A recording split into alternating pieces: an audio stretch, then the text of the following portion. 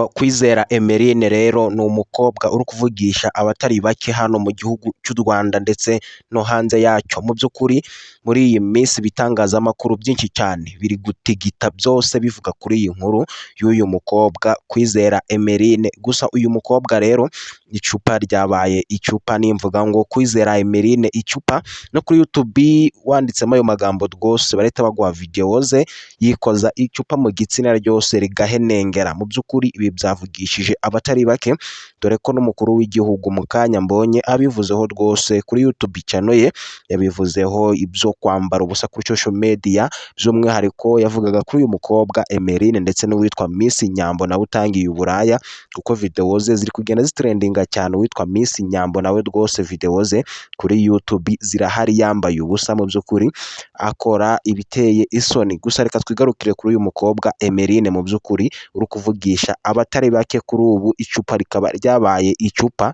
Emeline rero ni umukobwa w'umunyarwanda, gusa uyu akaba ari na mukuru we witwa Nshuti Muheto Divine, wari Miss Nshuti Muheto Divine nawe uherutse gusinda mu minsi yashize muri uyu mwaka 2024 dusoje. Iyo nkuru nayo yaravuzwe cyane karahava, ibitangazamakuru bitandukanye biratigita. Gusa uyu Emeline Kwizera akaba ari mukuru w'uwo Miss Nshuti Muheto watwaye ikamba rya Miss Rwanda mu 2022. Uyu Emeline rero akaba akomeje kuvugisha abatari bake, by'umwihariko kuri social media. Abantu benshi cyane bakaba bahamutse bavuga ko bamwe babifata ukundi, bavuga ko uko ari uguta umuco rwose. Ibi bidakwiye umukobwa w'umunyarwanda, ntabwo bikwiye umwari w'igihugu kandi ari we rubyiruko rw'ejo hazaza. Mu by'ukuri ibyo kwikoza icupa mu gitsina byo byarabaye, kandi nawe avuga ko mu by'ukuri batamubeshera ko ibyo bavuga ari ukuri, dore ko na video zagiye zigaragara rwose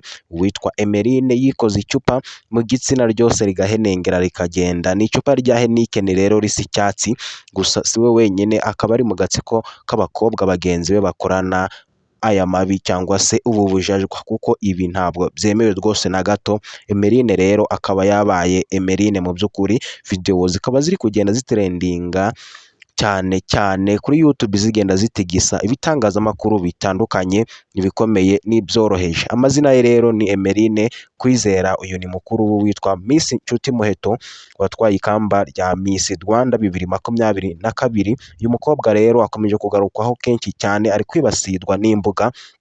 Gusa yavuze ko agiye kuba aretse ari bushyire ukuri hanze, turamenya ukuri kwa nyako mu by'ukuri. Gusa nawe ibi avuga ko ntacyo bimutwaye kuvugwa, gusa yavuze ko rwose abyemera, ariko ngo hari n'abari kurengera. Rero reka turebe ko twamuzana akatwihera ukuri kuzuye rwose, turi kuganira show turi kumwe nawe, nibyo turimo tugerageza turebe ko biri bukunde, ubundi tumuzane atwihera ukuri kwa nyako, kuko erega n'ubundi ntabwo twakumva iby'abantu. Gusa nawe nyine yavuze ko nta kibazo yabigizeho 50%. Urabona ko rwose bigaragara nkaho ibi ngibi ari ukuri, ariko nanone indi 50 bisa nkaho ari ikinyoma, mu gihe uwitwa Emeline ataraza kuri kamera ngo atubwire ukuri kw'ibimuvugwaho mu by'ukuri, tubashe kumenya inkuru ya nyayo yuzuye cyangwa se full documentary. Reka tubashimire cyane, tubabwire ngo uyu mukobwa naza rwose ari butwihere ikiganiro, ubundi tumenye ukuri kuzuye, kuko umuntu niwe umenya ibimurimo ndani. Mu by'ukuri ashobora kuba ari no kumuharabika ntawamenya, akaba yiturije, kuko n'ubundi kuvugwa ntacyo biba bitwaye. Iyo waje kuri social media uba ugomba kuvugwa. Ni benshi cyane mubona babika kandi ari bazima, benshi cyane tutarondora. Mu by'ukuri social media rero niko zimeze, nta kundi byagenda. Gusa urubyiruko rugomba kwihangana, kuko bidatinze rwahenengera rwose mu iterambere, kuko urubyiruko akenshi biragaragara ko ari rwo ruri kugenda rukora amabi menshi cyane, by'umwihariko kuri social media. Reka tugushimire cyane mukunzi wacu, tukubwira ngo uyu muyoboro ni Gazi Choice TV niwe wisanzeho, by'umwihariko wowe munyamuryango wacu turagushimiye cyane, kandi tuguhaye ikaze mu biganiro byose ndetse n'amakuru tubagezaho kuri uyu muyoboro.